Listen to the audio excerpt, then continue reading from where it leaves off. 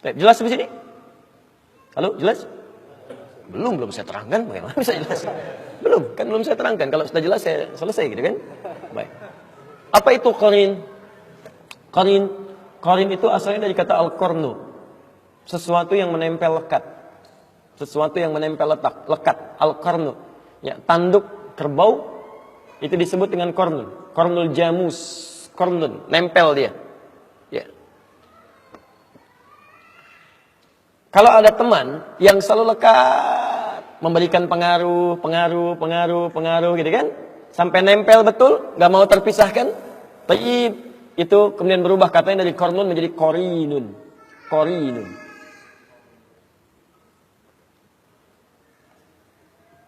Nah, ada orang-orang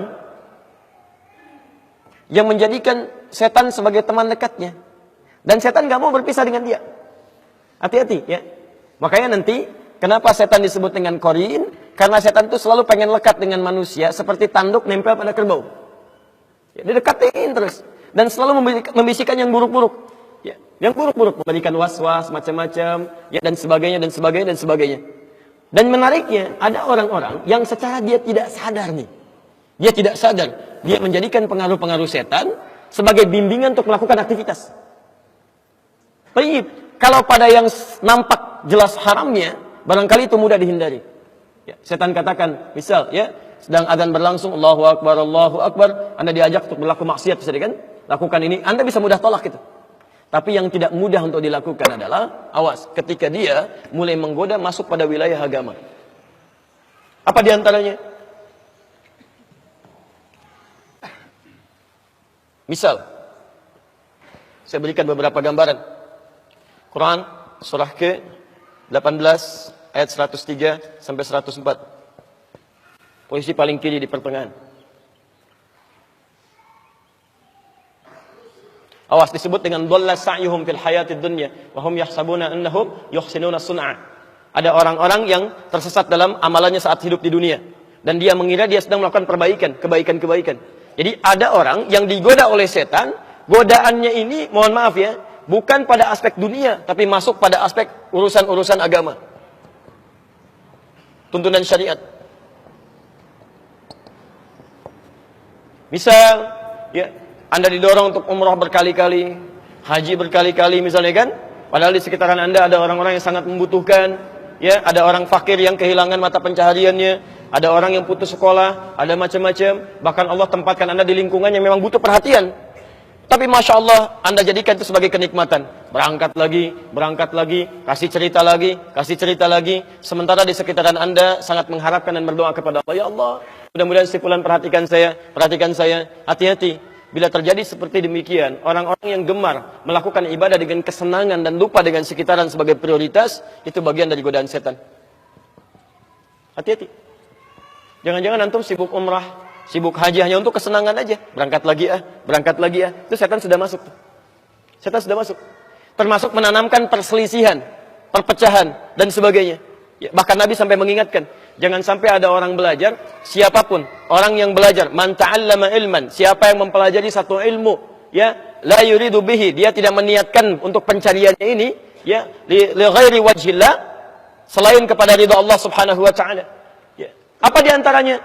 Ada yang belajar untuk mendebat orang lain, ada yang belajar untuk menjadikan dirinya hebat, ada yang belajar untuk dikenal, ada yang belajar untuk dinilai sebagai seorang alim. Kata Nabi, la yashtamu raihatal jannah. Dia tidak akan pernah mencium bau surga. Hati-hati. Tidak sedikit orang-orang belajar hanya sekedar untuk menampakkan nih saya yang paling hebat dibanding dengan yang lainnya. Termasuk para ustadz juga Anda harus sering doakan. Apa Anda kira mudah jadi ustadz? Tidak. Riaknya mungkin ada di situ. Ingin banyak dikenal dengan jamaahnya, tidak ingin terpisah dengan jamaahnya, tidak ingin kehilangan jamaahnya, tidak ingin kehilangan popularitas. Itu tidak mudah. Makanya Nabi ketika akan berdakwah, yang turun pertama itu ayat dakwah, fikih dakwah dulu. Silakan lihat begitu turun surah Al-Mudaththir itu. Lihat di asbabul wurudnya, asbabul wurud hadisnya, asbabun nuzul ayatnya. Ada di hadis Al-Bukhari, nomor hadis yang keempat, posisi paling kanan sampai dengan kiri ke sebelah atas dari Jabir bin Abdullah. Ketika turun Quran surah Al-Mudaththir itu. Ya ayyuhal mudaththir, hei yang sedang berselimut, ya, Masya Allah, qum fa'anzir, sekarang mulai berikan peringatan. Apa kaidahnya? Wa rabbaka fakabbir, niatkan tulus untuk mengesahkan Allah, bukan yang lain. Ini artinya apa? Tidak sedikit orang-orang pendakwah yang ketika dia berdakwah niatnya bukan karena Allah, tapi karena yang lain. Wa thiyabaka fatahhir, perbaiki penampilan. Wa rujza fahzur, hindarkan kata-kata yang buruk, yang kotor. Ya, betapa banyak orang-orang berdakwah menggunakan kalimat-kalimat kotor. Ada yang jorok, ada yang mengarang ceritanya untuk membuat orang lain tertawa. Tidak sedikit yang menjauhkan dari Allah. Semua agama itu sama, menuju pada Tuhan yang sama. Masya Allah, Nabi berjuang lebih daripada 20 tahun berjuang untuk menegakkan kalimat tauhid, untuk membedakan ini Allah, ini bukan, ini yang layak untuk disembah, ini dijauhi. Tiba-tiba datang orang membawa gelar tertentu, ya menyebut dirinya ustadz, macam-macam, mengatakan semua agama sama. Bahkan ada yang masuk ke tempat ibadah orang lain mencela saudaranya semuslim, mengatakan ini keindahan Islam. Anda siapa sebetulnya? Ini kan aneh. Ini keindahan Islam tapi mencela saudaranya di tempat ibadah orang lain. Kurang sehat barangkali orang itu. Terlampau lelah mungkin. Jadi ada yang salah teman-teman. Ada yang keliru gitu kan. Makanya coba cek. Ya, coba cek. Kalau Anda belajar pada sesuatu yang membuat Anda jauh dari agama, termasuk nanti lihat ayat itu akan turun deh.